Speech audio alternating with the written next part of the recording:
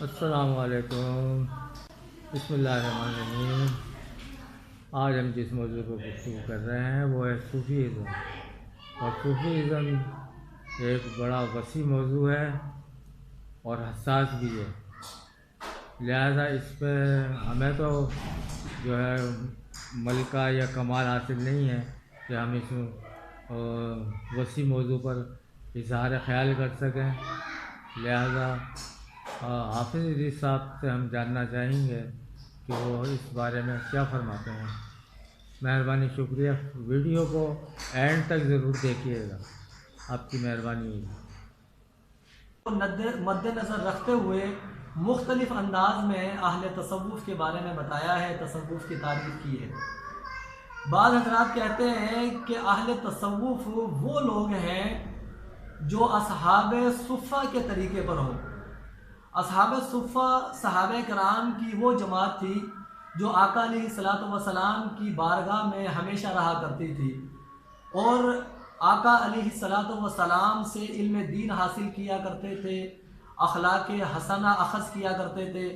اور مشکات نبوت سے اقتباس انوار لیا کرتے تھے، اور انتہائی درویشانہ اور فقیرانہ زندگی گزارا کرتے تھے، اور مسجد نبوی کے باہر ایک سایہ دار چبوترے پر وہ قیام رکھتے تھے، اور ایک توکلانہ ان کا جو ہے گزر بسر ان کا ہوا کرتا تھا۔ اور صحابہ کرام رضوان اللہ علیہ مجمعین میں سے جو مالی اعتبار سے اسٹرانگ تھے اور جو مالی وسائل رکھا کرتے تھے، وہ ان کا جو ہے خیال رکھا کرتے تھے، ان کی خدمت کیا کرتے تھے۔ تو بعض حضرات کہتے ہیں کہ اہل تصوف وہ لوگ ہیں جو اصحاب صفہ کے طریقے پر، اور بعض حضرات کہتے ہیں کہ جو تصوف جو ہے یہ بنا ہے صفا سے، اور صفا کہتے ہیں پاکیزگی کو، صفائی کو، پاکیزگی کو۔ تو اہل تصوف وہ لوگ ہوتے ہیں کہ جو اپنے من کو پاکیزہ کرنے کے لیے، اپنے من کو پاک کرنے کے لیے جو ہے وہ جد و جہد کرتے ہیں، کوشش کرتے ہیں، اور ان کی زندگی کا مقصد یہی ہوتا ہے کہ اپنے من کو جو ہے پاک کرنا ہے، اپنے من کو تمام نیگیٹو چیزوں سے جو ہے دور رکھنا ہے، اور تمام پازیٹیو چیزوں سے جو ہے اپنے من کو جو ہے مزین اور آراستہ کرنا ہے۔ اسی طرح ایک بزرگ فرماتے ہیں کہ بیکار چیزوں کو ترک کر دینے کا نام تصوف ہے، اور حضرت جنید بغدادی علیہ الرحمہ فرماتے ہیں کہ ما سوائے اللہ کے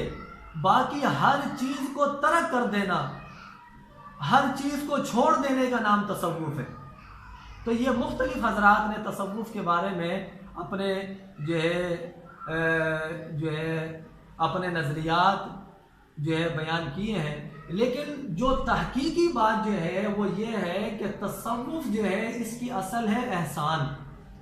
اور احسان کا مطلب کیا ہے؟ احسان کا مطلب ہے اللہ کی طرف خالص توجہ کرنا،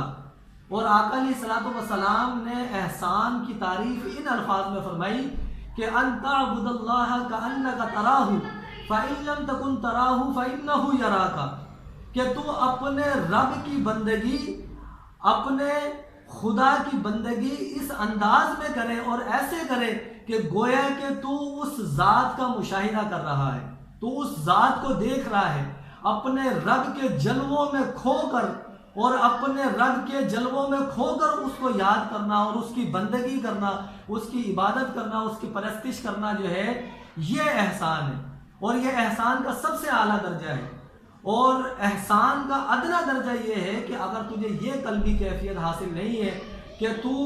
اپنے رب کا مشاہدہ یہ کر سکے اور اپنے رب کے جو ہے جلووں میں کھو سکے، اگر تجھے یہ قلبی کیفیت حاصل نہیں ہے تو کم از کم جو ہے تیری قلبی کیفیت یہ ہونی چاہیے کہ تو اس بات کا یقین کامل رکھ کہ وہ ذات جو ہے مجھے دیکھ رہی ہے۔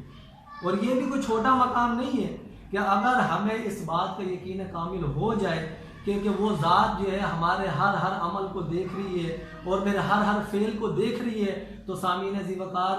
ہمارے عمل کے اندر اخلاص آنا شروع ہو جائے گا، اور ہم ہر اس چیز سے بچیں گے اور ہر اس چیز سے اوائڈ کریں گے کہ جو ہمارے رب نے جس چیز سے منع کیا ہے۔ تو تصوف کی جو اصل جو ہے وہ احسان ہے، اور احسان کا میں نے آپ کو بتایا کہ احسان کیا ہے کہ اللہ کی طرف خالص توجہ کرنے کا نام، خالص توجہ اللہ کی طرف کرنے کا نام جو ہے کیا ہے؟ احسان ہے، اور احسان جو ہے یہی تصوف کی اصل ہے۔ سامعین عزیز وقت تمام کمالات ظاہری اور باطنی کی اصل یہ ہے کہ اپنے دل کو جو ہے ماں سوائے اللہ کے جو ہے ہر چیز سے پاک کر لینا، اور اپنے محبوب حقیقی کے علاوہ جو ہے اپنے دل میں اور کسی چیز کا گزر نہ ہونے دینا۔ اور جب بندہ جو ہے اپنے دل کو جو ہے اپنے محبوب کا جو ہے وہ جب اس کے دل میں جو ہے اس کا محبوب جب جلوہ گر ہو جاتا ہے، اور محبوب حقیقی کے علاوہ اور کوئی چیز جب نہیں ہوتی، تو محبوب حقیقی کے تمام خزانے، اس کا تمام جاہ و جلال، اس کی قدرت و عظمت، غرض کے ہر چیز جو ہے وہ بندے کو جو ہے وہ حاصل ہو جاتی ہے، اور اللہ تبارک و تعالیٰ کی ذات اور صفات کے ساتھ وہ بندہ زندہ ہو جاتا ہے، اور جو ہے اپنی اور ذات اور صفات کو جو ہے وہ فنا کر دیتا ہے، اور اللہ کی ذات و صفات کے ساتھ جو ہے وہ کیا؟ زندہ اور باقی ہو جاتا ہے۔ تو مختصر یہ کہ تصوف جو ہے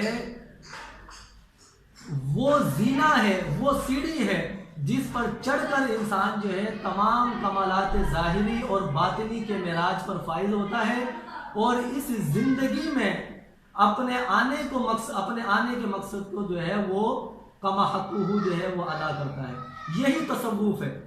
اور یہی سب کچھ ہے، ٹھیک ہے، کہ اپنے رب کی طرف جو ہے خالص توجہ کرنی ہے، اور جس کو یہ توجہ حاصل ہو گئی سامعین ذی وقار، اس کی یہ دنیا بھی جو ہے وہ سنور جاتی ہے اور آخرت بھی یقیناً سنور جاتی ہے۔ تو اللہ تعالیٰ کی بارگاہ میں دعا ہے کہ جو کچھ ہم کہتے ہیں اس پر صدق کے دل کے ساتھ ہمیں عمل کرنے کی توفیق عطا فرمائے۔ وما علیہ الا البلاغ۔ حافظ عزیز صاحب اپنے اپنے خیالات کا اظہار فرما رہے تھے، تو ویڈیو کو اینڈ تک ضرور دیکھیے گا برائے مہربانی، اور کمنٹس میں اپنے تاثرات سے بھی آگاہ کیجیے گا، اور اس کے ساتھ ہی اجازت، اللہ نگہبان، اللہ حافظ۔